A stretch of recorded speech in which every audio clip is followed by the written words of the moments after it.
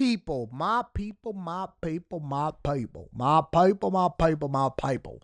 They are in a tiff with each other. Now, my whites, my Mexicans, my Africans, my Asians, all of y'all, I'm going to give y'all a little bit of history lesson because y'all may not be familiar with how it is that we move in a culture, but this is very near and dear to my heart because as I was growing up, say it again for the people in the back, as I was growing up, one of the most popular brands was and still is, and I'm an old school person. Whatever it was that I thought was dope in high school and college, I still hold on to and I still wear to this day. Some people call me crazy because I still wear Coogis.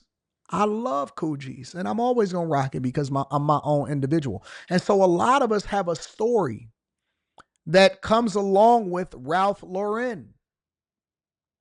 Because whether you had polo boots or more recently within the last 10 years, you was wearing the Polo Bear t-shirts and sweaters, the sweaters was a lot more expensive, all right?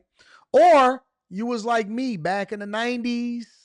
I was wearing my older brother's gear and they had all of the polo pullovers and the shirts that was multicolored with the white collars or the flannels, right? And sometimes you had the whole hookup, the boots, the jeans, the shirt, all of that, right? And then you seen Young Dro came out with it and he was making it popular and Big Boy and all of that stuff. And so Polo to us, Ralph Lauren to us. You seen Kanye in our sister city over there, Chicago.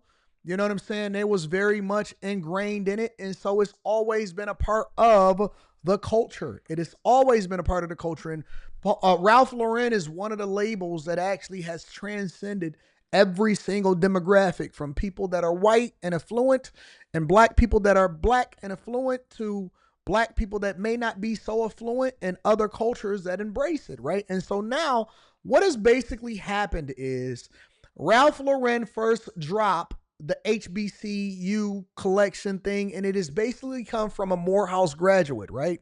Black guy, incredibly awesome, plucked out of Morehouse, came up with the HBCU collection. A lot of y'all seen it. I thought it was incredible. I'm not even a black college graduate or anything like that or HBCU alum, and it was really dope. It was really dope.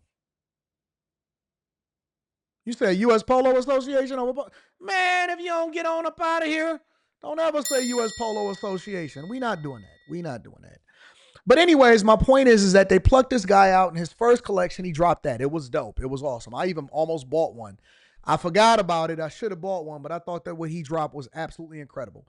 His next season 2 collection, in which he's now a part of the Ralph Lauren family, apparently, his season 2 collection, he dropped the Oak Bluff collection.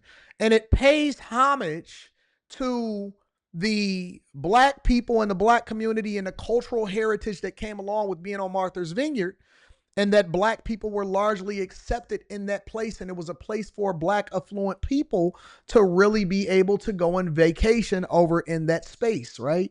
And so it's history. It's a cultural significance while keeping the entire brand aesthetic still with it. I think it's incredibly dope. I looked at it on the site. I'm definitely going to go and get some pieces, but I want to go and see it in person. Neither here nor there. Here's the dilemma between the two. And I'm going to play y'all first one of the ads, and you can go and see the whole 20-minute ad on YouTube from Ralph Lauren. Here's the dilemma. The hood is mad at the designers and Ralph Lauren for not representing the hood when they finally get a designer from an HBCU that is reflecting what the cultural norms are, because some black people are saying, well, everybody wasn't born in the hood, and everybody, even if they were born in the hood, they're not poor no more. And so we want to be represented in a certain light and acknowledging the history. And then you have the people on the other side that are saying, nah, my girl got a girlfriend. And they want to be acknowledged for their hood contributions into the brand and into the culture. So this is one of the ads that are playing across social media, including Instagram and TikTok, of Ralph Lauren and them acknowledging Oak Bluff and the black people there. Oak Bluffs is home. I was going to say that. Sorry. It's a little low. Black people were able to be here, be free, build a community, and that legacy has lived on. My aunt, she's 90 years old and lives on the island full time. And she was doing her morning walk and she looked over and MLK just did one of those quick hellos. Being here, it allowed me, like I said, to unburden myself and to be relaxed. The fact that I get to do that same walk, my friends live on that same street, it's just so cool. We all still convene here every August, and we're 30 years old now, right? And we've been doing it since we were 2, some of us. There's joy and grandparents that are relaxing and multi-generational experiences that warm our hearts and make it hard for everybody to go home when they have to. Complete this sentence and include the whole sentence. Oak Bluffs is. I would say simply that Oak Bluffs is special. It's important. So, Ralph Lauren, I thought that they did an incredible job with this new campaign, and I think that it's going to be incredibly successful. But everybody is not happy about it. Everybody is not happy about it. Let the hood speak for it, and this is what they have to say, and this is what they're saying. Black elitism got to get the fuck the same way white supremacy does. I don't give a fuck how you present it to me. I don't care. James Jeter just Ignore the do-rag on the head. We're going to continue. dropped his second collection with Polo Ralph Lauren. The first one, Morehouse and Spelman, HBCUs were the craze. Totally get it. That was a layup. I understand. Now we're in, the second collection is based off of Oak Bluff. The only section in Martha's Vineyard where black people could gather and do their thing. Cool. I don't give a fuck about none of that. I do not want a black all-American story when it comes to Polo Ralph Lauren, because that is not how we and people who look like me have engaged with Polo Ralph Lauren. It's never been about some elite bourgeoisie shit. We stole that shit. Like the things that you are creating, the things that you're trying to create, the things that, oh, like this is black excellence or black elite or whatever, we stole that shit. That is not how we engage with Polo Ralph Lauren. And for you, and while I feel like you are overly qualified to sit at the seat as creative director, you must tell these people, if you are going to leverage my blackness to help your company, we have to do it how black people have done it. At some point, you got to recognize the lowlifes. At some point, you got to recognize these other groups of people who look like us, how we were. It was a rebel for us to wear these things. It was a rebellion to the American dream, to the all-American standard. We stole that shit. And for us who are using our dollar to buy polo, at best we're talking about a Macy's Dillard level, and for most of us, it's a Marshalls and Ross level. You have to, if you are going to sit at the creative director seat, you got to understand, like, the access is at that Macy's Dillard level and down. We gonna steal that shit up there. That $600 jacket, the booster's back. You know what I'm saying? And I'm not saying this like to promote, you know what I'm saying, nefarious behavior and shenanigans. I'm saying it because that's how we engage with this shit.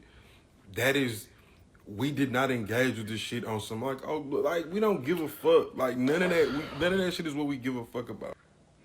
So, the hood wants to be acknowledged, and saying it without saying it, they saying that they want to steal it so that they can then justify wearing something that they can't afford. And this is the problem with the culture, is that we can never just be what it is that we're supposed to be, and somehow they want the hood to be acknowledged. Let me say this.